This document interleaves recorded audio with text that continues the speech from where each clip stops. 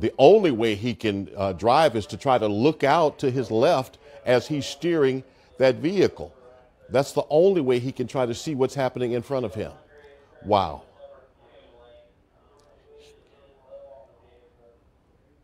Again, we believe this is now eastbound on Interstate 30 at 30 and Grand Lakes.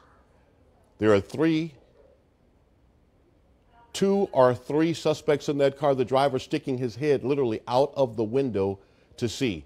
We have been told a police scanner information indicates 2 or 3 suspects in a bank robbery with handguns, and this is very dangerous.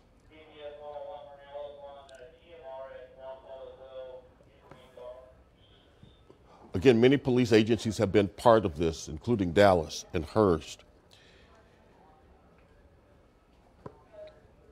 Fort Worth has been asked to assist also, but currently the vehicle has giving no indications that the driver and those inside are willing to pull over and end this thing and give up, even though they cannot safely see how to drive. They're still moving at a high rate of speed. You can see the officer behind them. They are at Interstate 30 and Loop 12. We believe he's still going close to 100 miles an hour, even though the hood is up over the windshield. You can see the paper tag flying in the wind, and they are calling for more stop sticks. The right rear tire is losing air right now. So the first spike may not have been successful. Looks like the second spike of this vehicle was successful when they deployed those stop sticks. The right tire has given it up, and he's exiting the freeway now. He is exiting the freeway at 30 and Cockrell Hill. We believe it's near 30 and Cockrell Hill. He is exiting the freeway. Police are right behind him.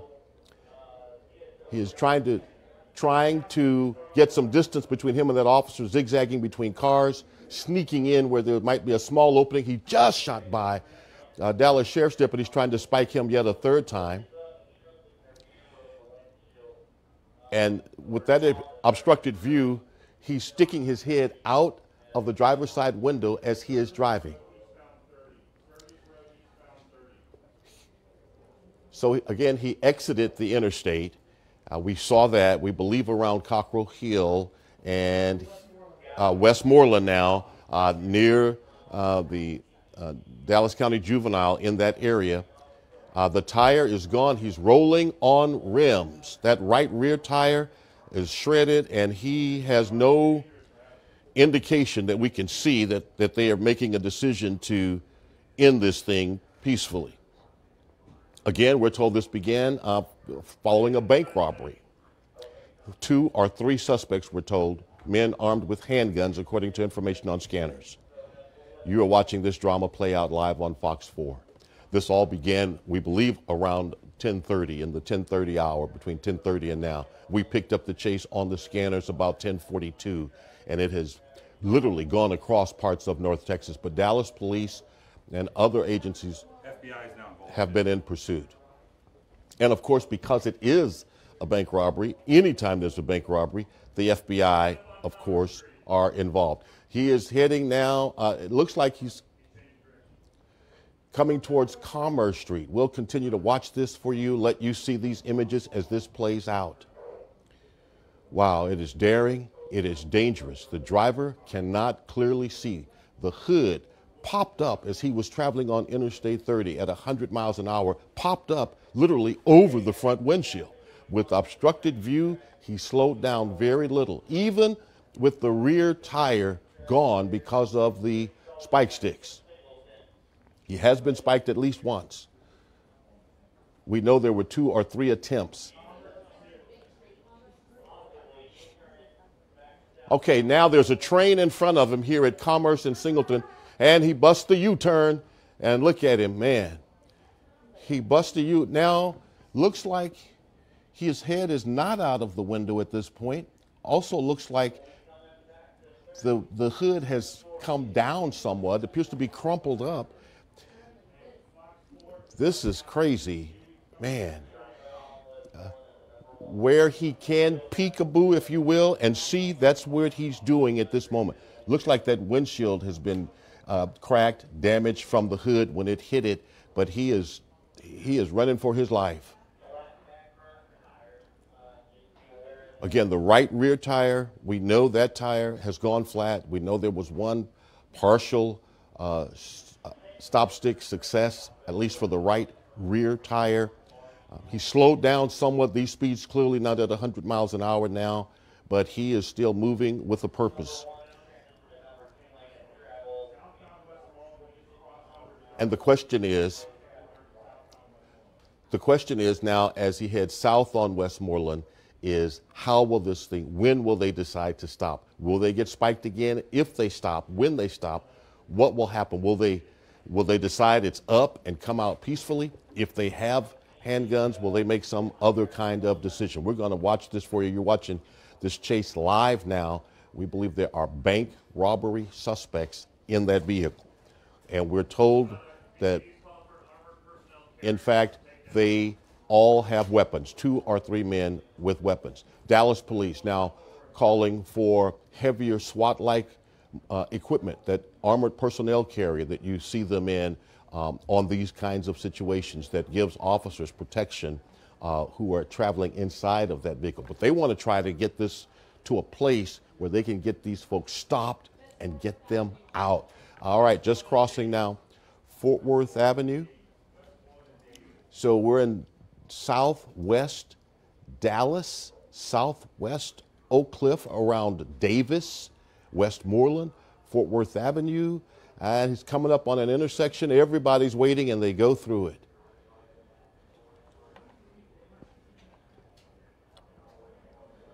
So the danger here, of course, is that these guys have guns. That's what we've been told. That scanner traffic has indicated that. And if they do have weapons, what will they decide to do?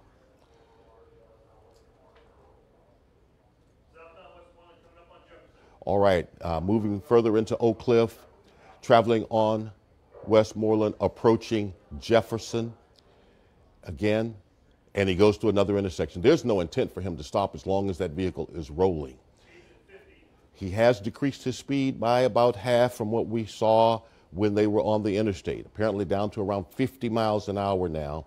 But with the right rear tire gone, the hood up over the windshield, they were moving at 100 miles an hour. So dangerous for other commuters. Thankfully, no accidents along the way.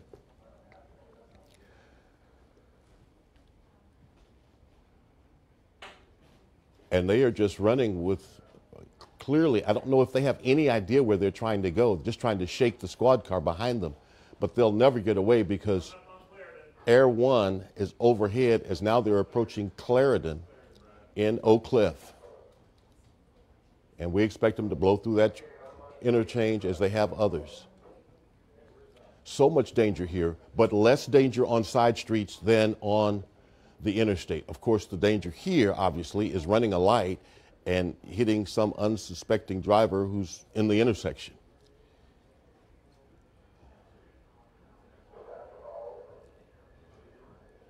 Chases, of course, can be not only dangerous for the police officer involved, but mostly for other citizens, which is why Dallas, several years ago, went to a no chase policy unless and except it is these kinds of situations.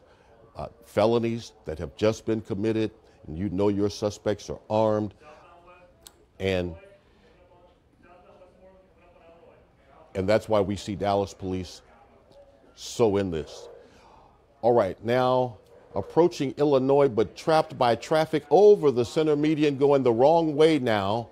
Wow, going the wrong way. Oh, he's into like a park. There he goes. And he makes a left.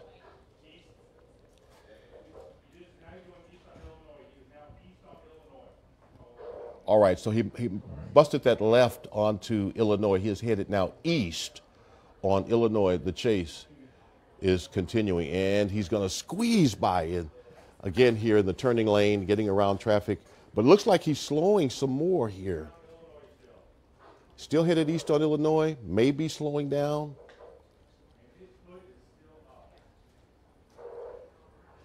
Have to tell you, haven't seen one like this where the driver literally can't see, has obstructed view, and keeps going. East on Illinois, approaching the intersection of Hampton now. And let's see if he ever tries to make his way back to the interstate, or if he's going to try to find a way to maybe elude those squad cars in a neighborhood. We know Dallas police are rolling out. They've called for an armored personnel carrier. They're trying to roll that out, but the chase is on.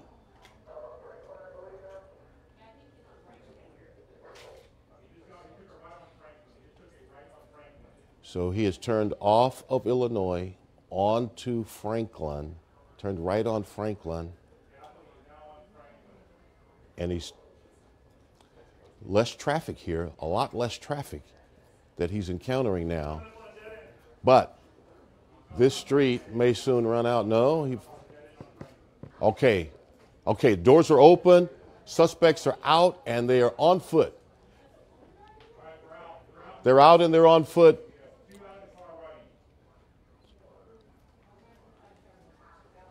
And he's trying to get some distance on foot between this officer who is in pursuit all the way. It's a foot race now, but the helicopter's on him as well. And he's decided to, he's out of breath, he's out of air, he's out of gas, he's giving it up. That one is down, and he's being handcuffed right now. One now in custody. And looks like a K9 is present there. May have a second in custody under that tree. Stay with that tree for a minute. Stay there for a second. There's a second in custody right there. Now we see the SWAT guys have made it to the scene. Looks like there are two in custody. We see SWAT. You can see them in their with their heavy artillery. We saw a K9 as well.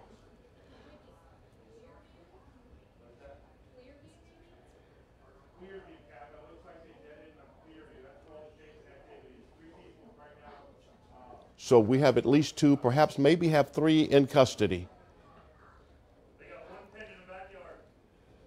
So there may be three in custody, and they may be looking for, we know there's two in custody. They appear to be searching for another. There could be three, but I haven't seen three. I've seen two. And looks like the first guy who was caught, there he is there. Either he ran out of gas or he was sagging and his pants kept him from running. They got him. He's going in. He's in custody. He'll soon be in a squad car. They have a second. We saw a second. And it looks like now maybe the intensity is ratcheting down. Perhaps all three are in custody. Yes, you can see the officers are now walking. So it appears all three are in custody. Here's what we can tell you. 2 men and a woman are in custody. 2 men and a woman. This began as a bank robbery, and the chase was on. And you can see the guy there, black shirt, blue jeans, up against this car. So, an intense chase across parts of North Texas this morning following a bank robbery. We were told suspects were armed, but great work in this pursuit and chase and taking them down by police. 2 men and a woman in custody. We'll have more for you on this today, coming up on Fox 4 News at noon. We return you now to regular programming. I'm Sean Rabb in the newsroom, Fox 4 News.